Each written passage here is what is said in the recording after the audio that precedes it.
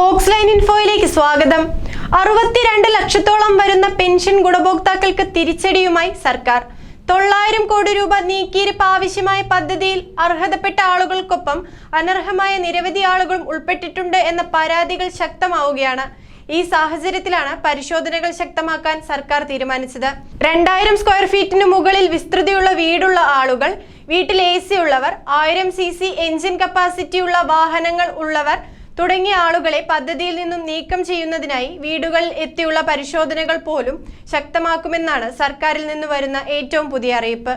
പുതുതായി പെൻഷനായി അപേക്ഷ വയ്ക്കുന്നവർ ഈ വിഭാഗത്തിൽ പെടുന്നവരല്ല എന്ന് ഉറപ്പുവരുത്തിയ ശേഷം മാത്രമേ പെൻഷന്റെ പരിഗണന നൽകുകയുള്ളൂ. ഇനി കേന്ദ്ര സർക്കാർ പെൻഷൻ ആനുകൂല്യത്തിന്റെ ഗുണഭോക്താക്കളാണ് നിങ്ങളെങ്കിൽ, നിങ്ങൾക്ക് കഴിഞ്ഞ മാസത്തെ പെൻഷൻ ഗഡുക്കൾ ഒന്നും തന്നെ ലഭിച്ചിട്ടില്ല എങ്കിൽ അത് ആധാർ പോലുള്ള നമ്മുടെ കൃത്യമായ വിവരങ്ങൾ പഞ്ചായത്തിൽ ഏൽപ്പിക്കാത്തതിനാലാവാം. അതിനാൽ പഞ്ചായത്തിൽ പോയി നിങ്ങളുടെ വിവരങ്ങളെല്ലാം കൃത്യമായി നൽകിയിട്ടുണ്ടെന്ന് ഉറപ്പാക്കുക.